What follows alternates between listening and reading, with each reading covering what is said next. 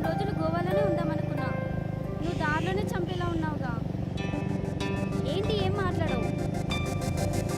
ఒకసారి ఆ బాబు.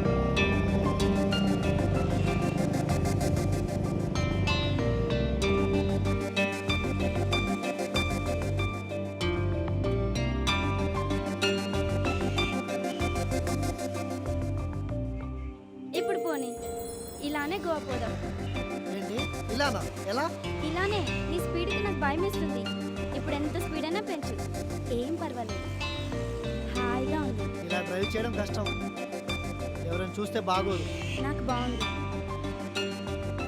చూసిన వాళ్ళు షాక్లో యాక్సిడెంట్ అయి వాళ్ళే పోతారు. లే, నా మాట విను, బుద్ధిగా సీట్లో కూర్చో.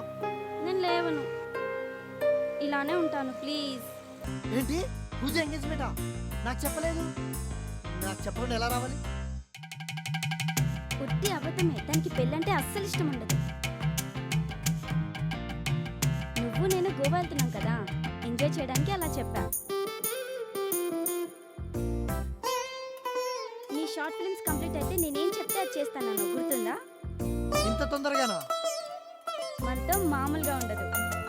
మరి పూజ ఎంగేజ్మెంట్ అని డాడీకి చెప్పావు?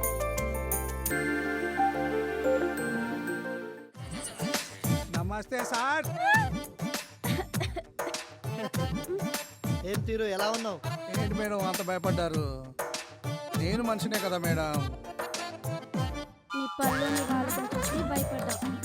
చెప్పండి సార్, నెక్స్ట్ సినిమాలో నేనే హీరోనని. ఆ సినిమాలో హీరోయిన్ ఈ అమ్మాయిని పెట్టేద్దాం సార్. రెమ్యునేషన్ ఎంత కావాలంటే ఎంత ఇచ్చేస్తాను సార్. అప్పుడు నాలాగే ఆడియన్స్ కూడా కేవ్ అంటారు. తను జోక్ చేస్తుంది కానీ పద రూమ్ చూపించు. ఓకే సార్, రండి.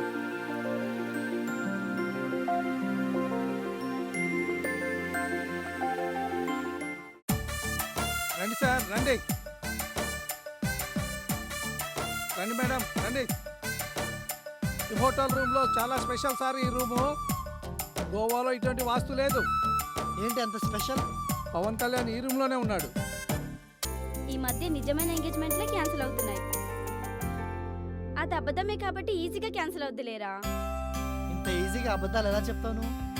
నువ్వున్నావన్న ధైర్యంతోనేరా. అది కాదు ముగ్ధ. నువ్వేం చెప్పొద్దు, డాడీతో స్ట్రాంగ్గా చెప్పేసా. చలో గోవా, పద ఇంటికి వెళ్ళి డ్రెస్ తెచ్చుకుందాం.